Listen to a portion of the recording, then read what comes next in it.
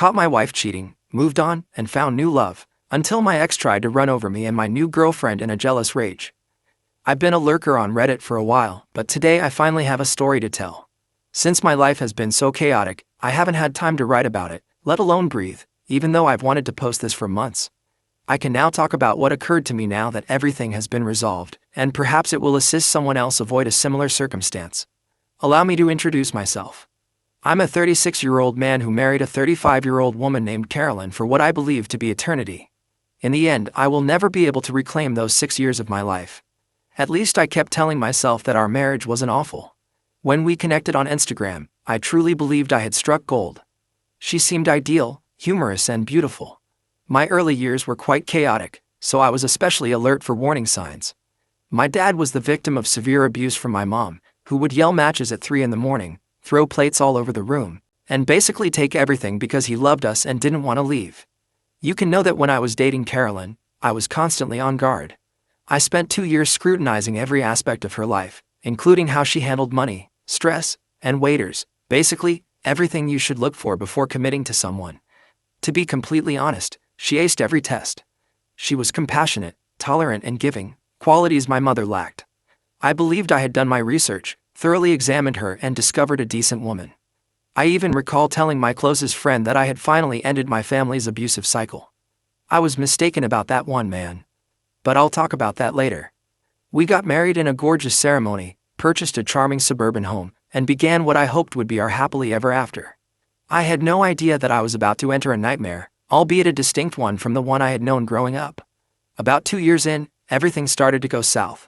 I mean extremely south. Every month, like clockwork, we had huge blowout fights instead of being the couple everyone envied. It was also constantly over the most ridiculous stuff, like the dishes in the sink, my late work, her hanging out with her friends, or even the TV shows we watched. I really thought we could work things out, so I was working so hard to keep our marriage intact. This was the woman who would surprise me with weekend excursions and leave small messages in my lunchbox. How we had gone from that to her yelling at me because I had purchased the incorrect brand of coffee was beyond me. I recommended couples therapy because I'm the kind of man who thinks things should be fixed rather than thrown away. In fact, I pleaded for it.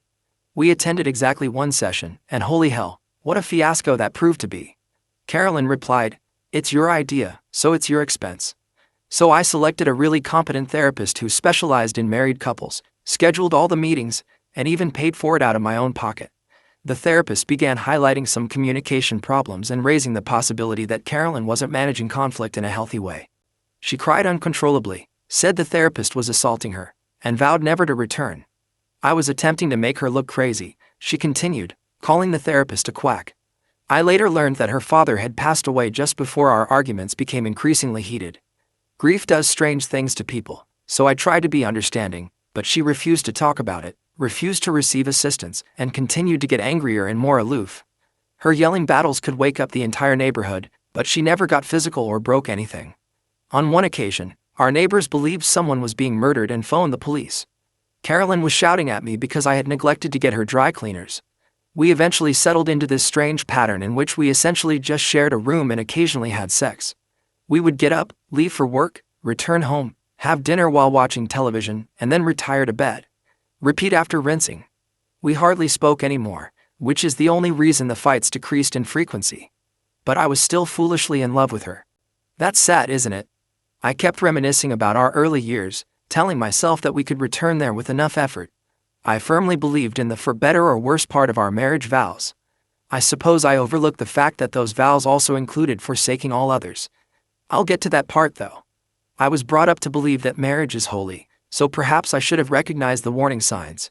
You stick it out and work on it unless someone is being hit or cheated on. It turns out that I was unaware of one of those deal breakers that was about to happen. Allow me to explain how everything went wrong. I work at this dull corporate job, nothing special, just your average mid-level job, pushing papers and going to meetings all day. The kind where you're not important enough to fly first class, but you're important enough to travel. I had been dispatched to a business expo in a different state, where I was expected to spend 4 days networking with potential clients and acting as though I was interested in PowerPoint presentations. My life chose to take a huge turn for the worse at this point. Our firm back home experienced a serious issue 3 days into the expo, something involving servers crashing and losing customer data, the usual corporate emergency fare. Everyone was called back early by my supervisor. I quickly reserved the first trip home because I'm the devoted worker that I am, or perhaps I'm just a fool, you decide.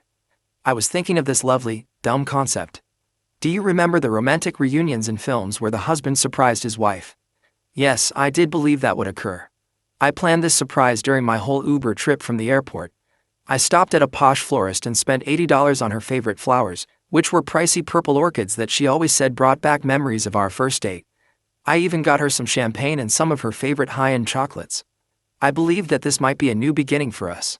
I thought that this impromptu gesture would remind her of the reason she fell in love with me in the first place, since we had been acting so distant lately. With my chocolates and flowers, I felt like the greatest husband in the world when I arrived home at 2 p.m. Her car was in the driveway, which made sense because she worked from home on Thursdays, and the house appeared to be typical. However, I recall a few strange things, such as her favorite playlist playing from upstairs, which she only ever listened to when she was feeling particularly upbeat. Though I assumed she had a buddy over for lunch or something, there were 2 wine glasses in the sink. God, I was such a fool. I was so eager to surprise her that I went right upstairs to our bedroom.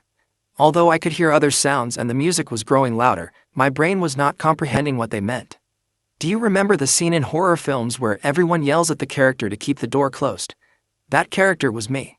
My world fell apart when I pulled open the door to my own bedroom and turned the doorknob. That 1 second turned every single pleasant memory, trusting moment, and I love you into ash. I will never be able to forget what I witnessed in that bedroom until the day I die. Beneath some strange guy in our bed was my wife, the person I had loved, supported and built a life with for 6 years. The same bed where I had hugged her after her father passed away, and where we had discussed having children in the future. She was acting as though I didn't exist and that our marriage meant nothing at all, not even attempting to keep quiet about it. As I stood there, a total moron, watching the flowers I had purchased fall to the ground and scurry like cockroaches when the lights are turned on. The man had the audacity to try to scurry past me like I was a doorman, and I will never forget this. I lost it while he was fumbling to put on his clothing and strewing things all over the place. Something inside of me shattered, perhaps because I saw him with my wife or because he believed he could simply walk away from ruining my marriage. My hand was around his throat before I even realized what I was doing. It wasn't a death grip, but it was a clear signal that he wasn't simply leaving. Instead of hitting him as you might think, I gave him 2 open-handed slaps across his face, resembling a dramatic housewife from a soap show. I'm still baffled as to why I didn't just punch him instead. After I caught him with my wife, the man's expression quickly changed from one of fear to one of rage, as if he were truly going to try to fight me in my own home. Can you fathom the sheer disdain and the audacity? He probably fed him stories about being single or separated, so I'm willing to wager he was unaware that Carolyn was married. He most likely believed that I was some sort of insane ex-boyfriend. I released him before the situation worsened, not because I was afraid, but because I immediately saw that this pitiful excuse of a man wasn't worth being charged with assault. It wasn't he who promised me anything. He didn't make a vow to love and care for me till the day we die. He was just another man who was unable to control himself. The true traitor was still in that bedroom, most likely considering how to deceive her way out of this situation. My entire body trembled as I turned back to Carolyn.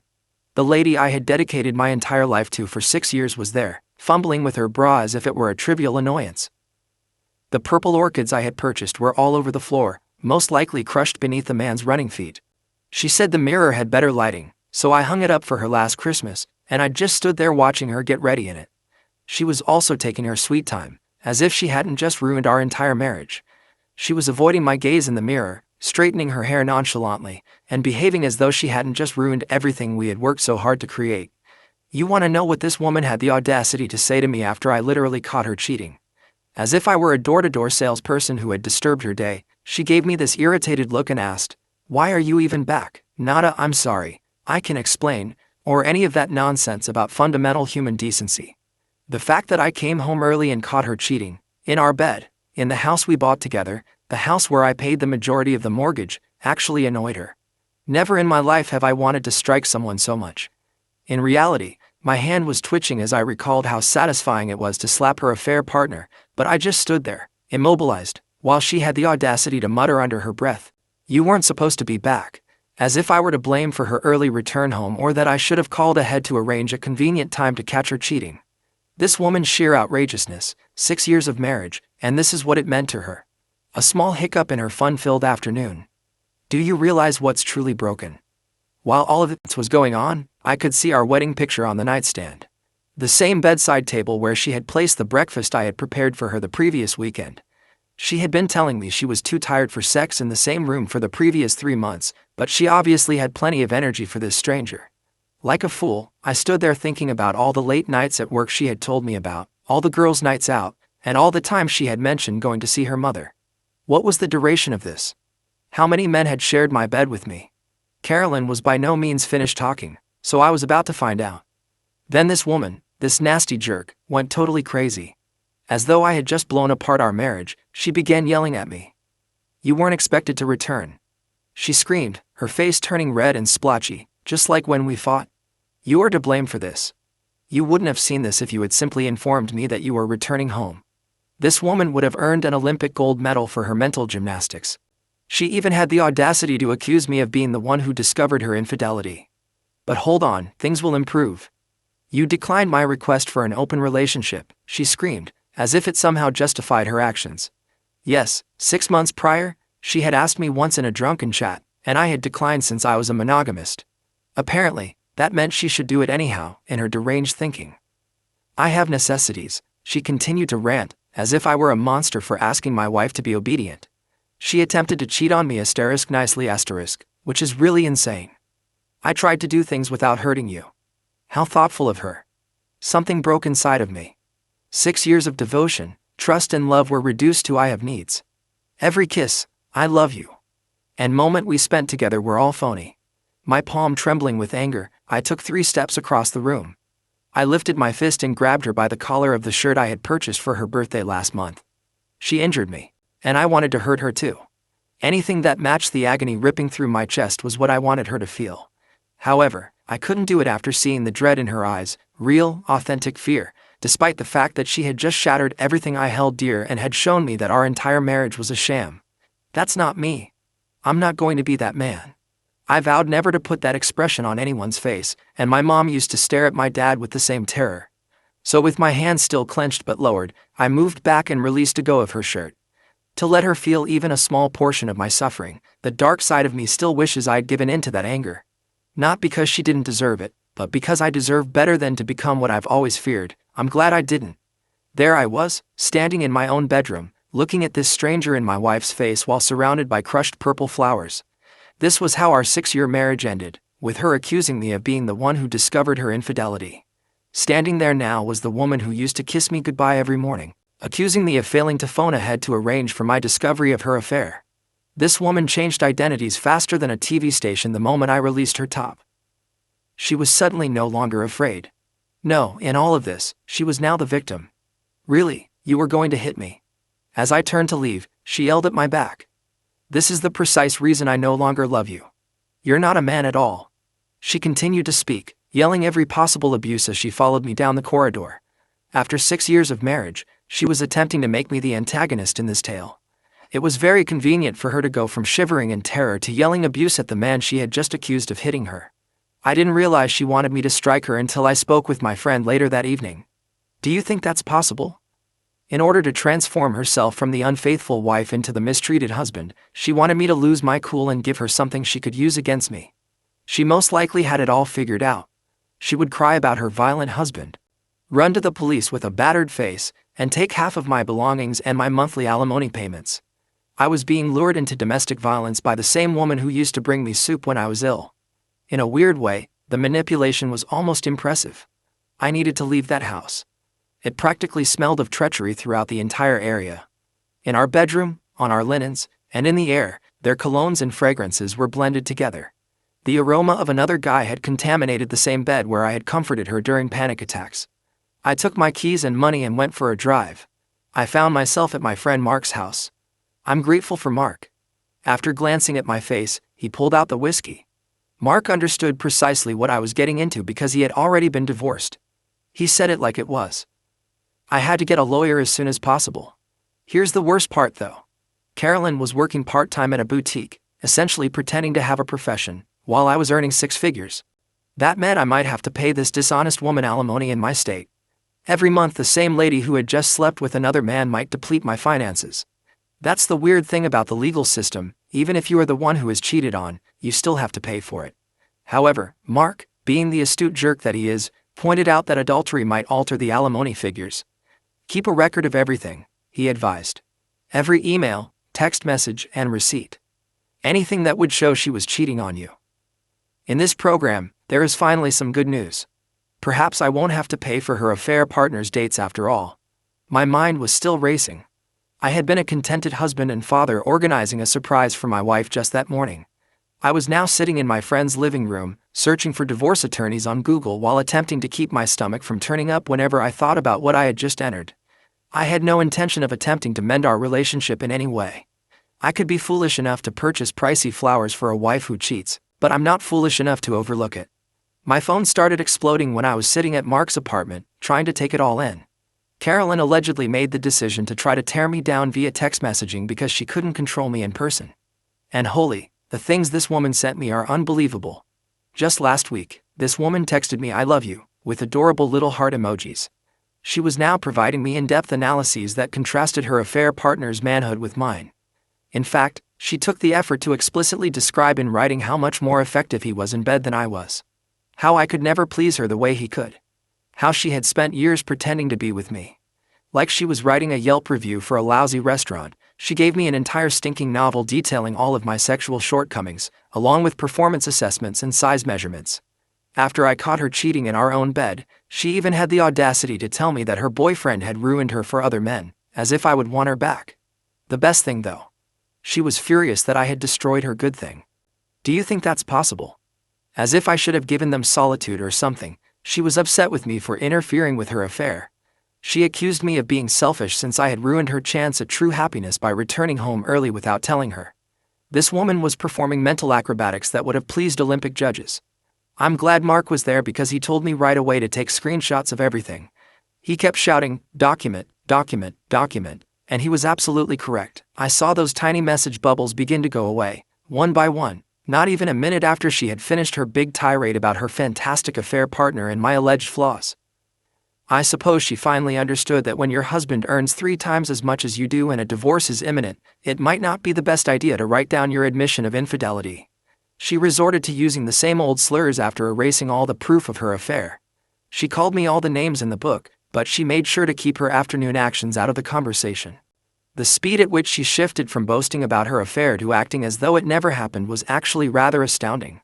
It was like witnessing someone attempt to remove evidence from a murder scene as those texts vanished in real time.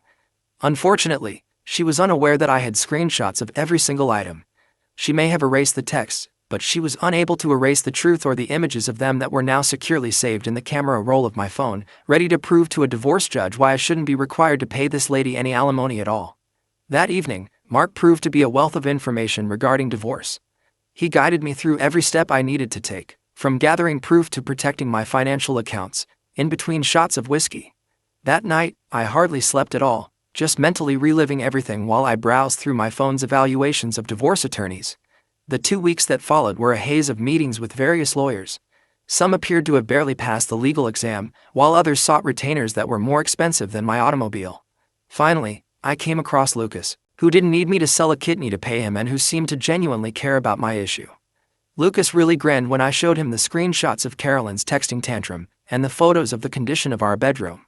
Although he was pragmatic, he acknowledged that we had a strong case to reduce or possibly do away with alimony. He cautioned me that regardless of the reason for the dissolution of the marriage, judges in our state have a tendency to favor the lower-earning spouse. Nevertheless, he pledged to fight for me until the death. To be honest, the first positive development since this horror began was simply having someone knowledgeable and supportive in my corner. Serving Carolyn with divorce papers was the exciting part that followed. Are you curious about what this woman did?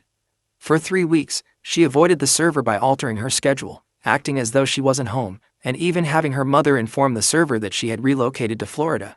She had likely not exercised honestly for months when the server finally caught her leaving a yoga session. She took the entire 30 days permitted by law to reply, even at that point. A move of pure hatred. She was aware that I was paying Lucas by the hour, so she knew precisely what she was doing, dragging everything out as long as possible. And Carolyn became the queen of petty once the proceedings really got underway. She claimed she couldn't locate bank statements that I knew she had, forgot to bring necessary paperwork to meetings, was late for every appointment and insisted on thorough inventory of every item in the house, down to the last spoon. These absurd settlement offers kept coming in from her lawyer. In addition to wanting my 401k in the house, she also wanted alimony. This woman, whom I found cheating on, asked for half of my retirement funds, which was really outrageous. The most annoying aspect: she was still seeing her affair partner, and we had been apart for months by this time. Yes, mutual friends told me about that. She is trying to make my life as unpleasant as possible while living her best life. She would abruptly alter her mind or make new demands whenever we were on the verge of reaching an agreement. She seemed to take sick joy in seeing me squander money on legal bills. I could almost hear her giggling all the way to her boyfriend's bedroom whenever Lucas had to answer one of her absurd proposals. I attempted to re-enter the dating scene while Carolyn was working tirelessly to prolong the divorce and deplete my finances. I went through a phase of hooking up with random women from dating apps, which isn't my proudest moment. Downloaded Bumble, Tinder, and other apps. I tried to persuade myself that this was what it meant to move on by having a few one-night stands. However, each subsequent morning felt worse than the one before. Every pointless hookup served as a reminder to me of why I had declined Carolyn's proposal of an open relationship. That way of life simply wasn't for me. I've always been the kind of guy who wants to have a genuine connection, exchange inside jokes, and wake up next to the same person every morning. I felt empty inside from the whole casual sex situation, as if I were attempting to fill a hole with the wrong form. Other than job, divorce paperwork, and failed hookups, I needed something to keep my mind busy. I used to read a lot, like stay up all night to complete a book, until Carolyn came along and life became hectic with 60-hour work weeks and monthly shouting bouts. I therefore chose to go to this small independent bookstore downtown one Saturday rather than browsing through dating apps or monitoring the emails of my lawyer. Cat snapping in the windows, creaking wooden floorboards, and that wonderful old book smell, you know the kind. I felt totally disoriented as I stood in the sci-fi area because, obviously, the entire genre had changed while I was occupied with preserving my marriage. I'm referring to these big novels, series that were maybe 15 books long, and titles that I couldn't even pronounce. This woman next to me actually laughed. Not in a nasty way, just this gentle, delighted sound, which must have made me appear very pitiful, just staring at the shelves with this perplexed expression on my face. When I turned to face her, she simply smiled and asked if I needed assistance while holding this enormous book that might have been used as a weapon. I told her that I didn't know where to begin, but I was searching for some decent science fiction. The next thing I knew, she was teaching me the basics of contemporary science fiction while we sat in these comfortable seats in the corner. She was also quite enthusiastic about it. When she talked about her favorite novels, her eyes glowed, and she had the cute habit of tucking her hair behind her ear when she was thrilled about a series. A brief book recommendation evolved into a 2-hour discussion covering everything from contemporary space operas to classic Asimov. I told her about my old college faves, and she told me about a parallel universe series she enjoyed. For the first time in months, I had a meaningful conversation free of attorneys, divorce documents, and awkward Tinder pickup lines. I forgot all about Carolyn and the turmoil for those 2 hours. I was just a man discussing books with a stunning woman who genuinely seemed to be listening. I eventually plucked up the confidence to ask for her number after our spontaneous book club meeting. Something about her made me feel like a youngster again, even though my hands were shaking as I put it in my phone. Pretty pitiful for a 36-year-old man. With her number, her recommendation for the 3-body problem and the first sincere smile I'd felt in months, I left that bookstore. It struck me how different our text exchange that evening seemed from all those pointless Tinder texts as I continued reading it again. Something genuine was there. I knew I had to disclose my ongoing divorce to her on our first actual date. I had mentally practiced this exchange a dozen times, anticipating her to flee when I brought up my insane soon-to-be ex-wife. However, Emma, yes, that is her name, simply took a drink of her wine and replied, "Thank you for being honest. At least you are addressing your baggage, which we all have." As simple as that. No criticism, strange glances, or awkward attempts to divert the conversation. She also made the joke that she wouldn't have to question whether a man she was dating was secretly married if he was going through a divorce. Emma was just the opposite of Carolyn. Emma would explain things gently during conflicts, while Carolyn would yell. Emma freely gave Carolyn the attention she demanded. She showed genuine interest in my work, recalled little details about topics I had brought up weeks prior, and never once made me feel guilty about going through a divorce. I felt heard and seen for the first time in years. The finest aspect. When we first met, I wasn't even trying to find her. In a bookstore, 2 people connected over science fiction without the use of dating apps or friend hookups. This stuff cannot be made up. After 5 months of dating Emma, I was completely smitten. She made me feel comfortable in every way, including sending me book recommendations while I was at work, leaving little notes in the books she lent me, and paying attention when I shared my day. However, Carolyn continued to put up obstacle after obstacle in the divorce process. She would always come up with a new way to drag things out whenever I thought we were almost done. Missing signatures, contested assets, suddenly remembered joint accounts, you name it, she tried everything. Emma was quite patient during this entire ordeal. She never complained about being with a technically married man or put pressure on me regarding the divorce. She would simply support me during the annoying phone conversations with Lucas and reassure me that this would also pass. I was at last beginning to feel content once more, not content to merely act that way. Naturally, everything went totally haywire at that same moment. I had just spent a wonderful Saturday with Emma.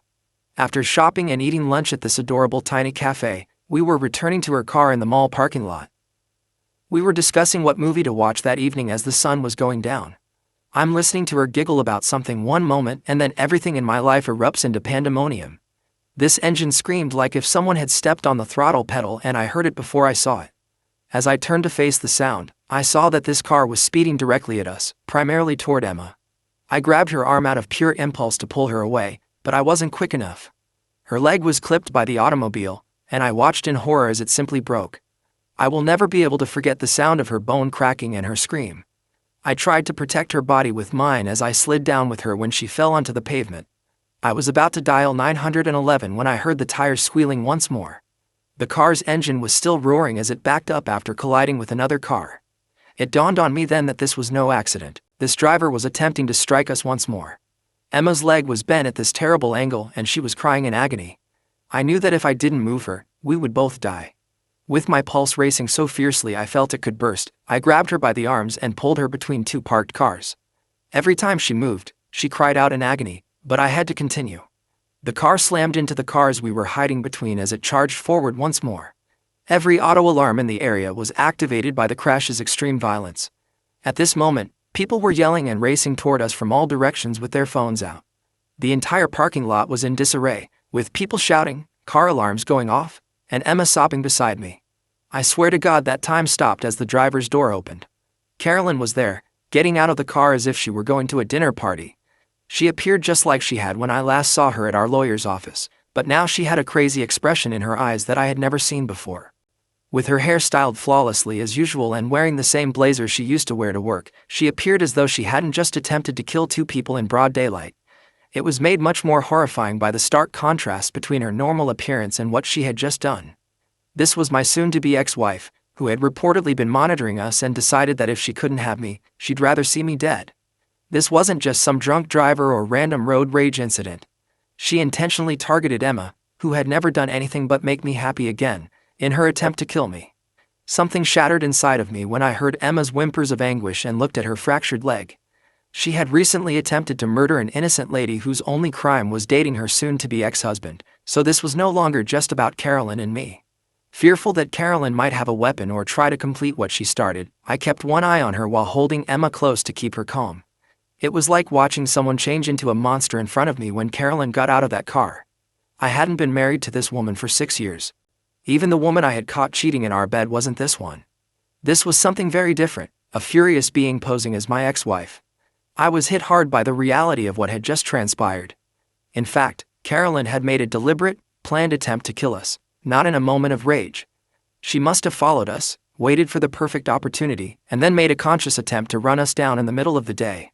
I honestly believed she was going to try to complete what the car hadn't been able to achieve when she began to approach us, her heels clicking on the pavement like some kind of twisted countdown.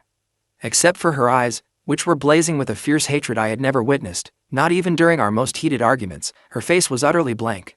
Thankfully, she was seized by a man who looked like a linebacker before she could get to us. Like some furious animal straining against a leash, she continued to try to push forward even after that. While I was attempting to calm Emma and examine her wounds, I couldn't take my eyes off Carolyn. This lady had slept next to me for 6 years, sat across from me at innumerable dinners, and discussed starting a family with me. Now she was here, having just attempted to kill my girlfriend and me in a mall parking lot. My head was spinning from the difference between those two versions of her. When someone you once loved enough to marry tries to kill you, how do you handle it? An ambulance arrived after the police, who were siren blaring. Emma was in excruciating pain as they loaded her into it, but she made an effort to grin at me to reassure me that she was all right. While the officers were handcuffing her, Carolyn lost all mental faculties. "It's only been a year, and you're already walking around with that asterisk," she screamed at the top of her lungs. Everyone around us recoiled at the sheer vitriol in her voice. In front of dozens of witnesses, she had just tried murder, and in her deranged mind, she somehow was the victim. That's when I realized how completely insane it all was. I genuinely walked in on this woman cheating on me in our bed with a male stranger. She was the one who violated our marriage vows, accused me of being the one who caught her, and, out of spite, prolonged our divorce. She is currently being detained for attempted murder while yelling about betrayal. Olympic-level mental gymnastics were displayed. She was acting as though I was the terrible guy for moving on after she ruined our marriage by infidelity.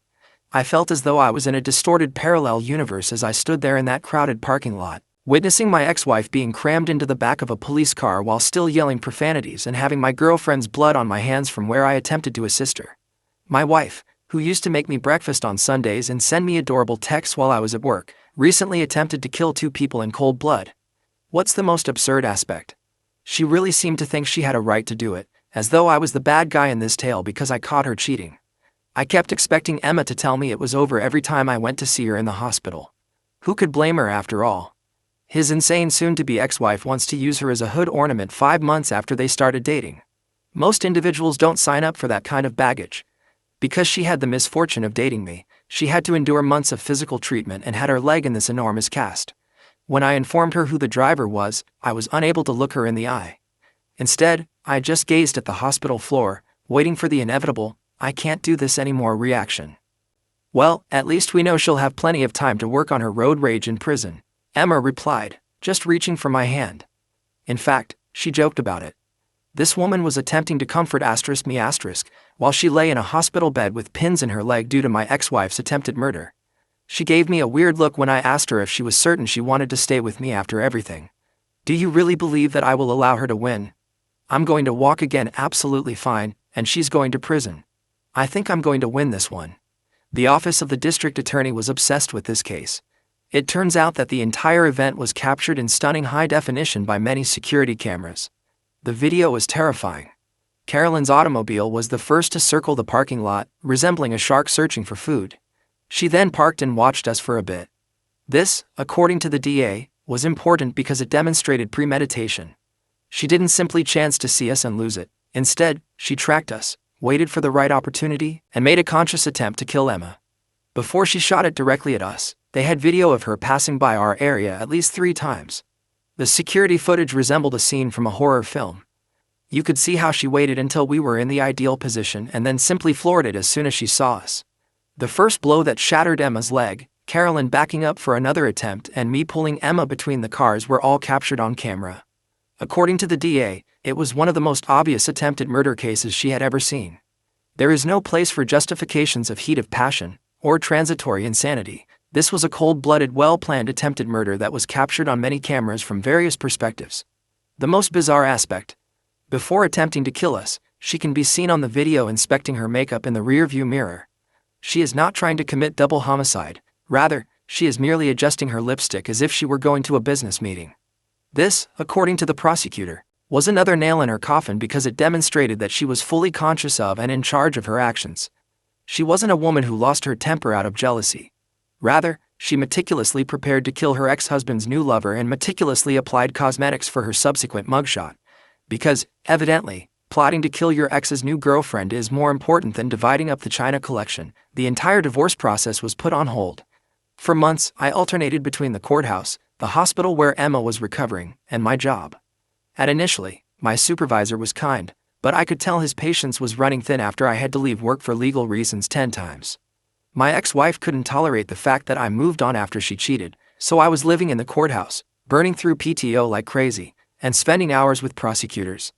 The trial itself was akin to witnessing a master lesson in the art of incarceration. Prosecutors have an ever-increasing mound of evidence. First, there were the security cameras, which showed Carolyn attempting to assassinate Emma from 6 distinct perspectives. The parade of witnesses followed, and it appeared like everyone in the parking lot had stayed to testify. This wasn't an accident, according to the stories of the soccer mom who witnessed the entire incident while carrying groceries, the teenager who captured it all on his phone, and the retired police officer who seized Carolyn before she could complete her task. This was an open-air murder attempt. Even though Emma's leg was still in a cast, she looked amazing on the stand. Without crying, she recounted her experience of seeing the automobile approaching, the agony of her leg breaking, and the fear of knowing Carolyn was returning for another attempt. I also had to testify, telling the jury about the threatening texts, the divorce drama, and how I discovered Carolyn cheating. Carolyn sat there the entire time, wiping tissues at her eyes and attempting to look regretful. The jurors saw through it all. The verdict found it guilty on all counts, including reckless endangerment, aggravated assault with a deadly weapon, and attempted murder. However, things became frustrating when the 12-year sentence was announced. She only has that. She was sentenced to 12 years for premeditated attempted murder, but if she behaved well, she may be released much sooner. Her entire, "I'm so sorry, I wasn't thinking clearly," charade was bought off by the judge. She sobbed as she described how she lost control and deeply regretted her actions. As I sit there, I consider how she looked at her makeup before attempting to murder us. I was given the following explanation by the prosecutors. First-time offender, no past record, expressed regret, etc. But really, 12 years? She made a cold-blooded attempt to kill 2 people. She planned it, tracked us, and if the bystander hadn't stopped her, she would have tried a 3rd time. Emma might have passed away. I might have perished.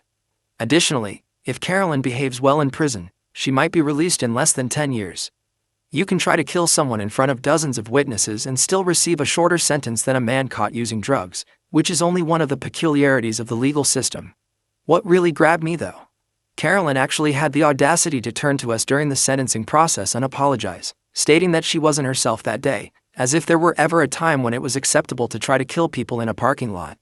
Emma refused to give her the satisfaction of an answer, instead just staring her down the entire time. Even though 12 years wasn't what we had hoped for, it was at least 12 years without having to peer over our shoulder in parking lots. It's funny how a judge's viewpoint on alimony can be significantly altered by a murder attempt. Following the criminal trial, the divorce process abruptly became quite straightforward. Carolyn, who looked amazing in her orange jumpsuit, had to attend via video link from prison. The judge quickly put an end to her lawyer's attempt to fight for part of my assets. It turns out that judges don't feel too sorry for spouses who attempt to kill their former partner's new companions. The court isn't in the business of rewarding attempted murderers with alimony, the judge actually stated, and I quote this.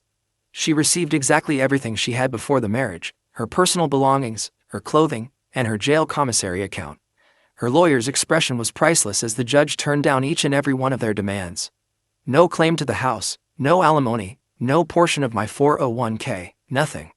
She ultimately played herself after spending months dragging out the divorce, making absurd requests, and postponing appointments. She may have gotten anything in the divorce if she hadn't tried to make Emma a speed bump. Rather, she received divorce papers that essentially stated, "You get nothing," and a prison cell. However, I was unable to remain in that flat. Too many memories of that guy walking in on her. They were always there when I walked through the bedroom door. Emma and I discovered this fantastic location nearer to the city center. In fact, it's far nicer than my last apartment, has a great view of the city and, most importantly, the bedroom isn't haunted by the ghost of my cheating ex-wife. Emma is now completely recovered. It's hardly noticeable that her leg was ever fractured. She quips that since it permanently got rid of my psychotic ex, getting struck by a car was completely worth it. Dark humor, but whatever gets you through nearly getting killed is better, isn't it? I occasionally question whether I could have prevented all of this. Perhaps when she began picking fights over nothing, I should have recognized the warning signs. When she declined to continue couples therapy, perhaps I should have fled. To be honest though, insanity doesn't always raise a giant red signal. Sometimes it goes unnoticed until it tries to kill your lover in a parking lot. I can say I'm truly happy now, at least. Since we met through science fiction books and are currently living our own wild story with a happy conclusion, Emma and I are discussing getting married next spring. Carolyn will undoubtedly go eventually, but that is the purpose of restraining orders.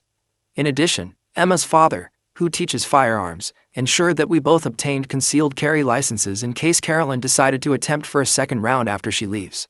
Document everything, be on your watch, and maybe stay away from mall parking lots if you're going through a divorce or have strange ex-partners.